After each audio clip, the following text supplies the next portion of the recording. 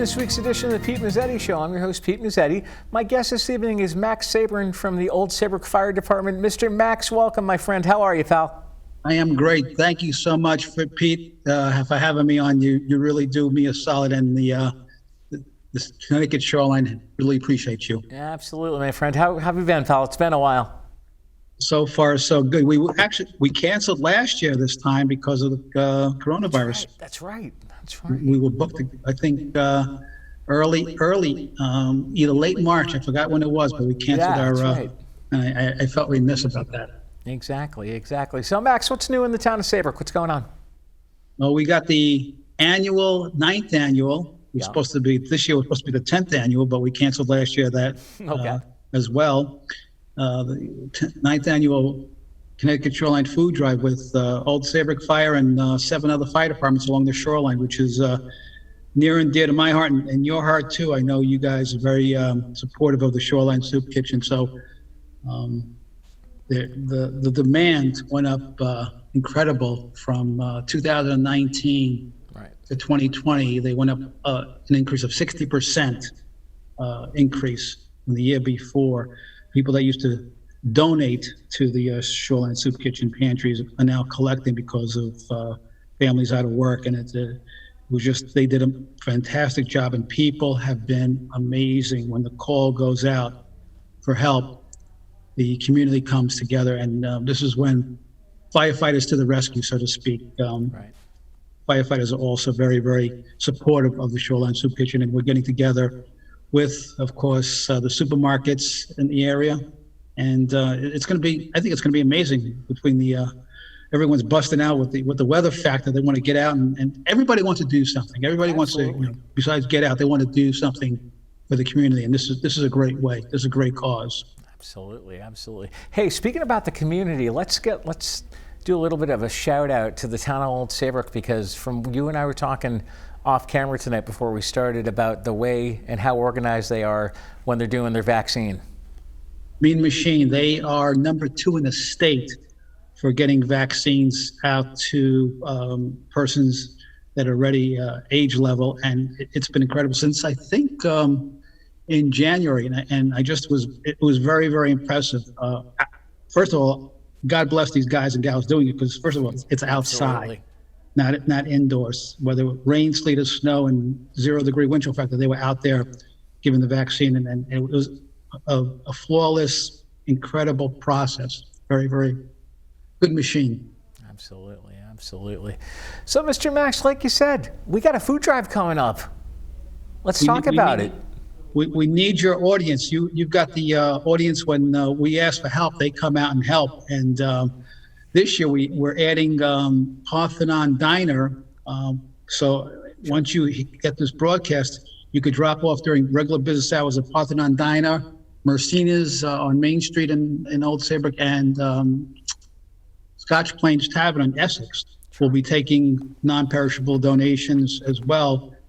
Regular business hours starting today until the 24th. So besides, if you can't make it on the 24th, which there's really no excuse that you can't, to one of the participating firehouses or supermarkets, it's just a great feeling doing something for someone that you don't know, helping out someone in need. And it's a great feeling.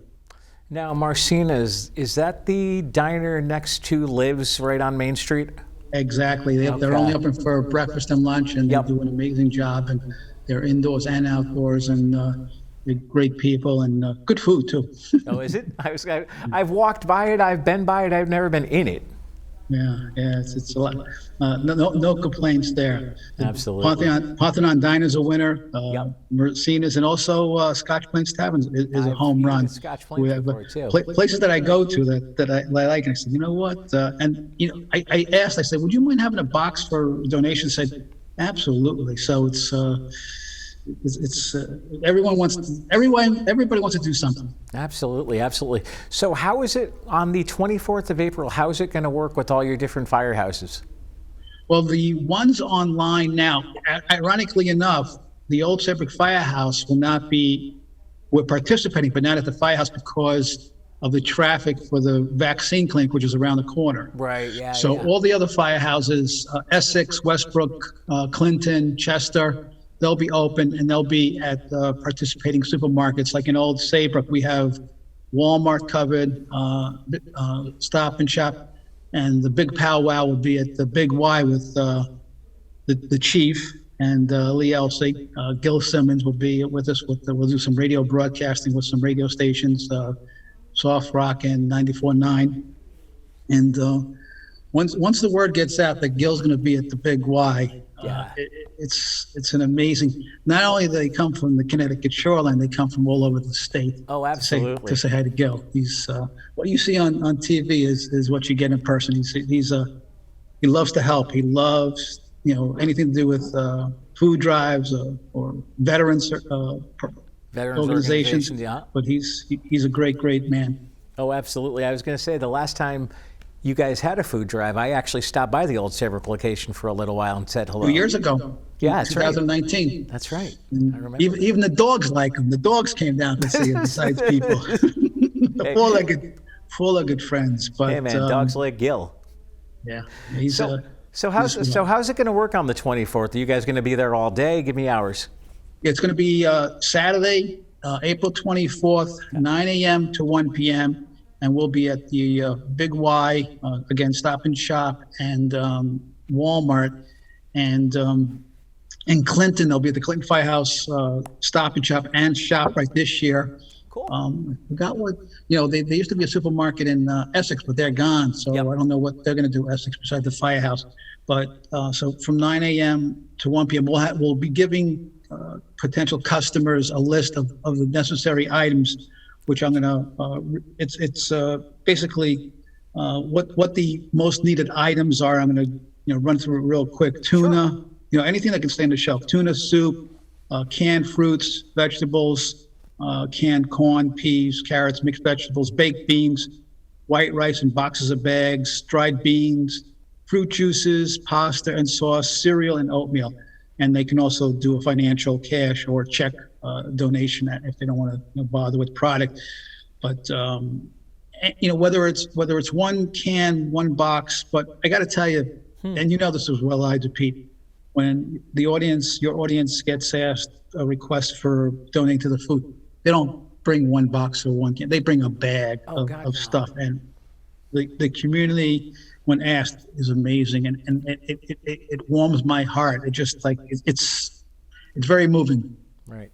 I actually did a food drive personal appearance a while back with a nonprofit out of Clinton who they do a food drive, and I stopped by for a couple hours, and there was one person who brought out a bag of groceries for us, said thank you, and said, "Oh, don't worry, I'll be back." Came back a little while later. She saw me and the rest of the group standing out there. She was like, "I'll be back in a few minutes. I've got some grocery shopping I've got to do for me, and I've got to do some grocery shopping for you." So she comes back out a few minutes later. This woman brings 3 carriages full of food. Oh my God, I would have been crying. Holy God. Oh, trust me, I almost was.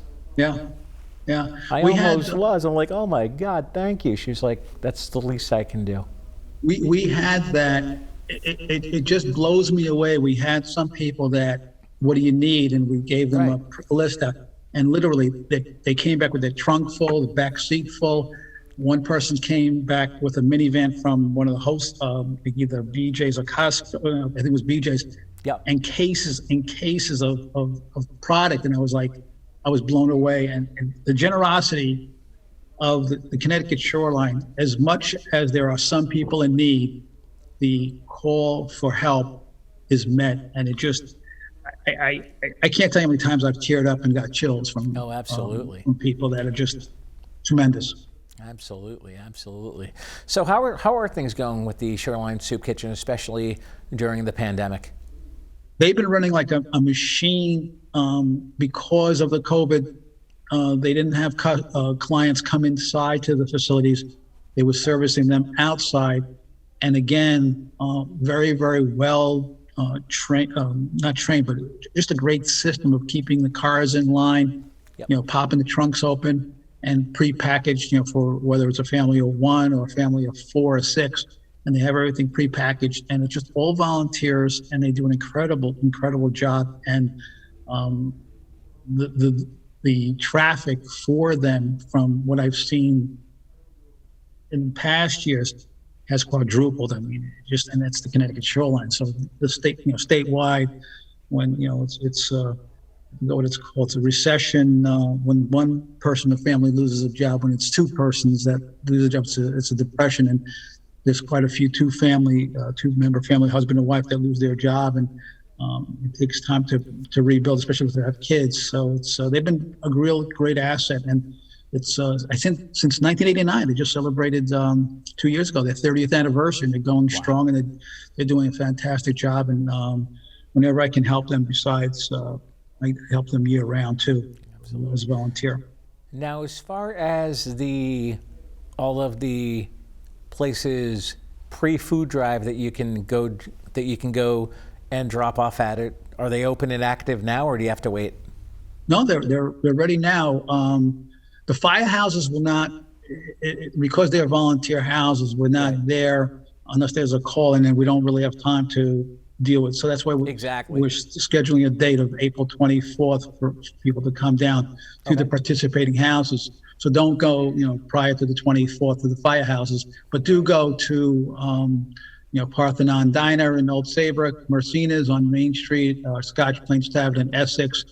And on the 24th, again, I'm going to reiterate, Stop and Shop and ShopRite in Clinton, Walmart, Stop and Shop. And of course, the big Y is going to be the big soiree with Gil Simmons, Lee Elsey, and some live radio broadcasting. And that's where the party's going to be. But you got to come down and bring some stuff down for the Shoreline Soup Kitchen, some non-perishables. I was going to say, on the 24th, that big Y with the soiree with Lee Elsey and Gil Simmons, you guys don't even need Pete Mezzetti. No, we always enjoy Pete. You make it. We went from the three amigos to be the 4 musketeers. There you go. That would actually be a good time. Hey Max, we're about to go into a break. Would you mind sticking around for another segment? I'd appreciate that. All right, we'll be right back. Observe a domesticated human family in their natural habitat, known to their species as the backyard. Hey, you think I should light it now? I think it's good. Yeah. Oh dear, someone is about to burn a pile of debris that's too tall, which can start a wildfire. Wait, could it be? Blimey, it is. It's Smokey. It's Smokey Bear. What a legend. What's he Hey, doing it's here? Smokey. Sorry, it was too high. Right. Watch as he astutely ensures that there's no wind, and how he removes some of the debris to create a smaller, safer burning pile. No, you me to said, make it big. no, you said make it bigger, baby. The bigger, the better. Take note of our fearless furry friend here, humans. I appreciate it. Fist bump. He watching you. Smokey's done it again. Bye, Smokey. Only you can prevent wildfires. Welcome back to this week's edition of the Pete Mezzetti Show. I'm your host, Pete Mezzetti, sitting here with Max Sabrin from the Old Saybrook Fire Department. Max, welcome back. How are you, pal? I am great. Thank you so much again, Pete. I really appreciate the invitation and having me on to get the word out for the food drive. Anytime, pal. This is like an annual tradition every year, you and I, but usually we're in studio together. Maybe next year we'll be in studio together. Oh, live. absolutely. It'll be past 2 weeks of the vaccine. That's right. Yeah. God willing. So Max, let's open the segment. We're going to talk about the food drive again. But if people on the 24th want to stop by one of the locations, what's it? Just drive up, pop your trunk, they grab everything out of the donations, and you leave? Either the back seat of the car or your trunk, or you can just hand it off at the coming out of the supermarket. You drop off the bag or bags or boxes to the volunteers at the locations, whatever. We're going to be practicing social distancing and masking. We follow the volunteer firefighters all mandate compliant with all CDC regulations, guidelines. Nice. Keep everyone safe, including us. Oh, absolutely, absolutely. And like you said, the soiree is going to be on the 24th at Big Y. Big Y is where Mr. Gil Simmons will be, and Lee Elsey from 94.9 News Now, and Pete Mezzetti, I heard, is a rumor that he's stopping by. Oh, absolutely. So it'll be a whole lot of fun now. Oh, definitely. How is Lee Elsey from 94.9 News Now? I haven't talked to him in a while. Lee is good. He's rocking the shoreline. He's got besides Connecticut shoreline, Rhode Island, and Long Island, and he's got great guests on and a lot of good callers. He's on from 6 a.m. to 10 p.m. and the ratings are really, really good for him. Really good. Yeah, no, I haven't been on with him in a while. I'll have to reach out. So, Max, how did the idea of the food drive come about? How did it all start? Well, there was I want to say 11 years ago.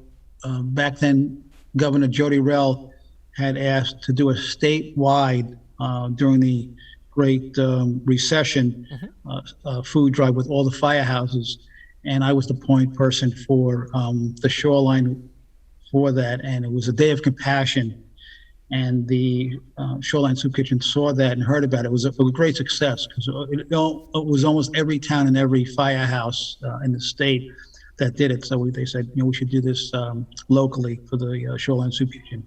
So it blossomed into this will be the 9th annual, and God willing, 2022 will be the 10th annual for the Shoreline Soup Kitchen and Connecticut Shoreline Firehouses. Now, how important is it, especially now during the pandemic, to support your local soup kitchen and food pantry? It's tremendous. The need has gone up 60%, and I forgot what the numbers were in how many families that they serve a year, but it was over 1 million meals. So, whether it's one family or a family of 6, so the service and the Shoreline Soup Kitchen services 11 towns. Okay. So there's a big need. There's a big need when a couple of members of the family lost their position or got hours cut. So it's tremendous need, and they came through gangbusters. And again, the generosity of the community has been tremendous. Absolutely.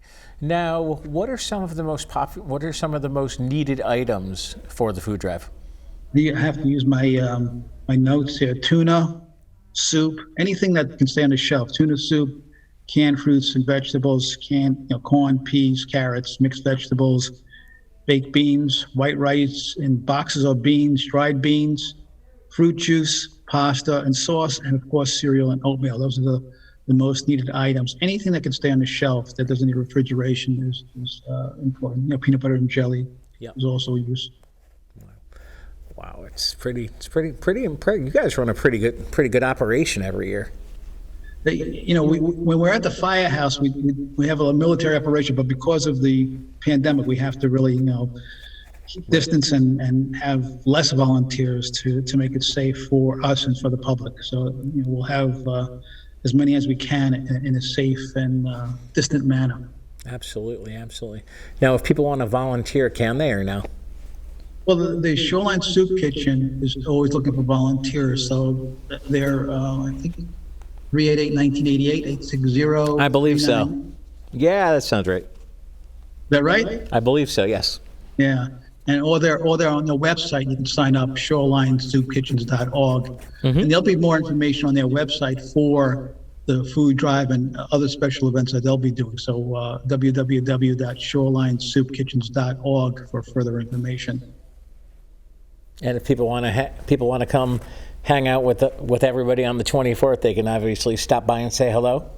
Absolutely. There'll be a distance, but wear a mask and keep a distance. Absolutely. And like you said before, people like to come and hang out with Gil Simmons. Yeah, everybody wants to say hello. Everybody wants to say hello to the weatherman.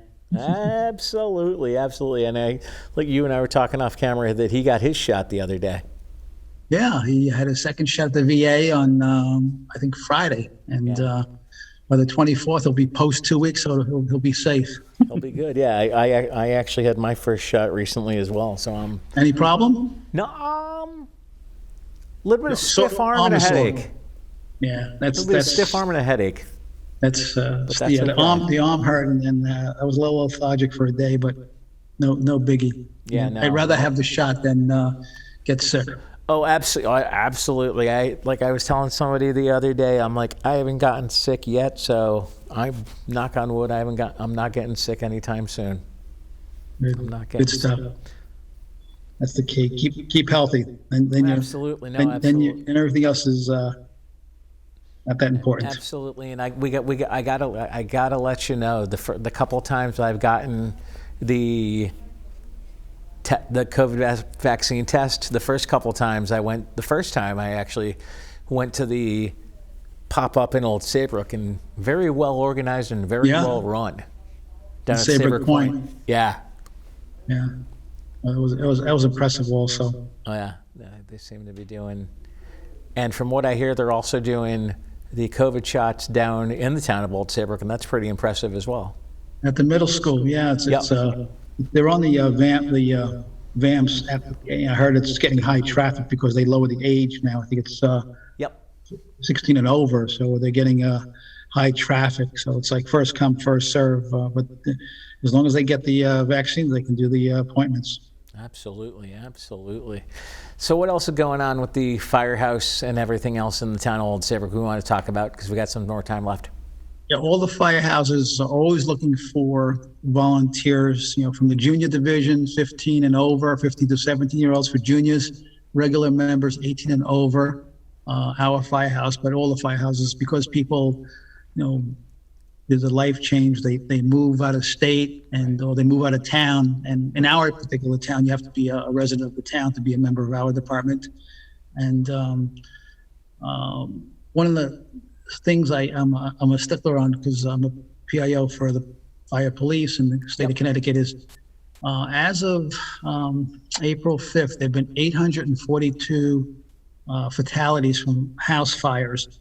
And I don't know the statistics, but only people that have working detectors usually get out safely. So the key is make sure you have a working detector. I cannot stress that enough. If your smoke detector is 10 years old or older, you got to get a new one. If your CO, carbon monoxide detector, is 5 to 7 years old, it's time to replace it. And it's, every year when you change your clock, you got to change your battery.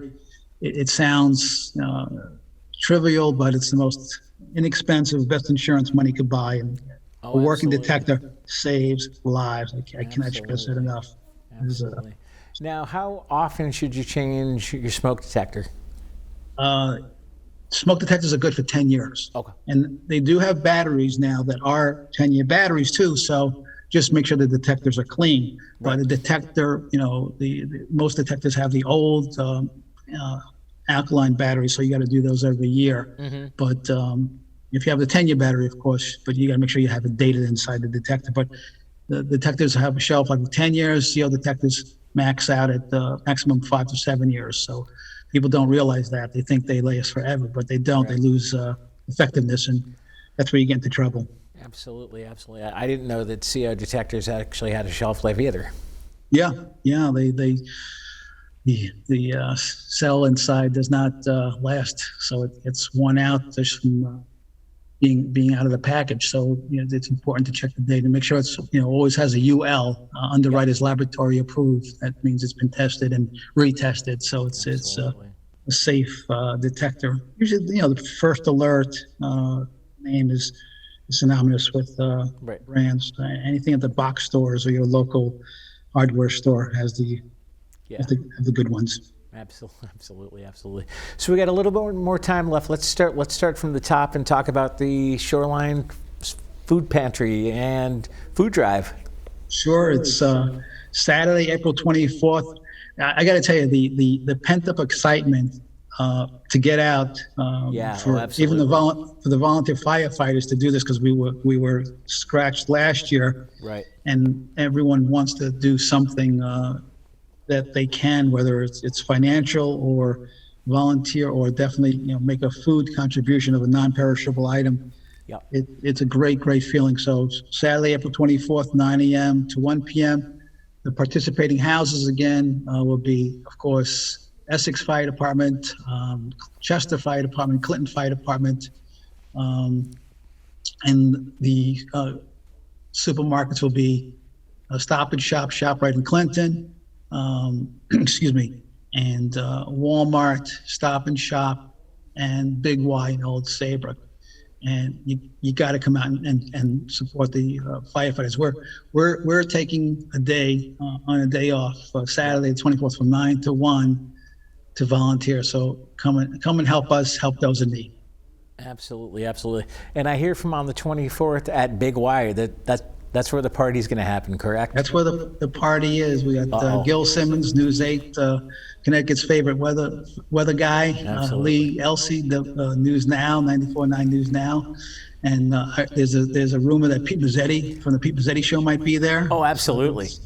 Yeah. Absolutely. Max Sabrin from the Old Saybrook Fire Department will be there. Oh, man. Big party. If people want more information, Max, before we say goodnight, where can they go? ShorelineSoupKitchens.org, ShorelineSoupKitchens.org. Cool. Max Sabrin from the Old Saybrook Firehouse, thanks for some time, and we'll see you again soon. Thank you so much, Pete. I really appreciate your invite. Thanks, buddy. On behalf of Max Sabrin, I'm Pete Mezzetti. Thanks, good night, and we'll see you next time.